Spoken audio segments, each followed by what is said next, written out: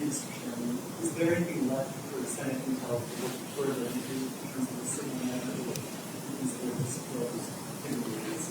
I don't think so. As we discussed yesterday at our hearing, to the extent there was any allegation of classified information here, that was not information that was coming from either Tulsi Gabbard or John Ratcliffe.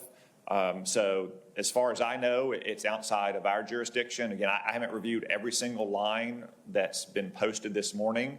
I'm sure that many people will be calling for investigations, but again, what I think is most important here is not the way this information was communicated, but the actions that were taken to actually attack the Yemen rebels who had been targeting our sailors and international shipping and our friends in Israel and Saudi Arabia and the United Arab Emirates for more than a year without any serious repercussion from Joe Biden. Going back to the cell phone issue, really this is something that you all have tried before.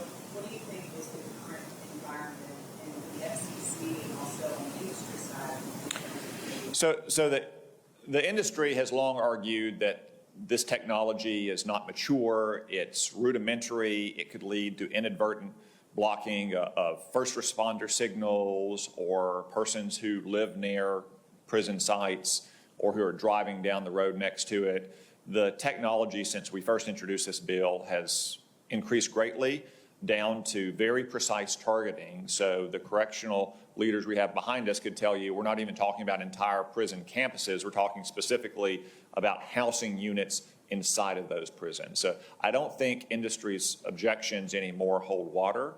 We look forward to working with the FCC if this bill is passed to make sure that it's implemented in a careful and deliberate way that solves the problem that our correctional leaders have inside their prison without having any unintended consequences.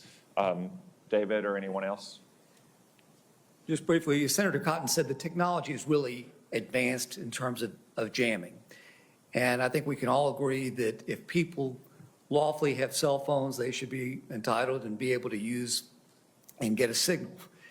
The programming with some technology is you can program lawful numbers from within a prison or a jail that can make or receive calls. But if there's a contraband cell phone, and obviously that number is not authorized, it doesn't get a signal. So the technology is advanced a lot over the last several years. It will continue to advance. And the fact that you can protect the innocent people, those who should be able to lawfully use cell phones and not harm them, to me, makes this issue a no-brainer. Yes, ma'am. I think Okay. there was a young woman in the back that had a question for you, Frank.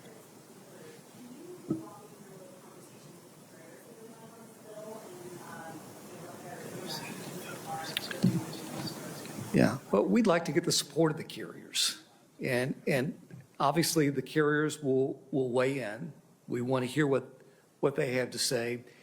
But if we can do what we talked about a few moments ago, and that is identify people who are in jails or prisons, guards, other personnel who lawfully have the right to be able to use their phones, allow them to have access, and essentially cancel out the contraband cell phones, that protects everyone. So we want to hear from the telecoms. We want them to join in, and in the end, there's no reason for anybody to oppose the bill. Thank you. I just want to throw it out that what the DoD and agencies will probably see what's said now to kind of guide what they do in the future. Do you feel that in the future, people at DoD, people at intel agencies, when they know about attack plans like this, should be sharing that information on group chats, on Signal ahead of time? Is that an appropriate way for them to be disseminating that information?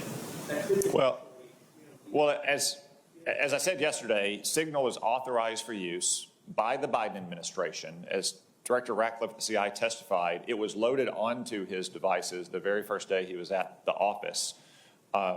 And the information that was disclosed this morning did not include locations, it did not include specific targets, it did not include sources and methods. It was certainly not war plans as it was exaggerated or embellished to be said.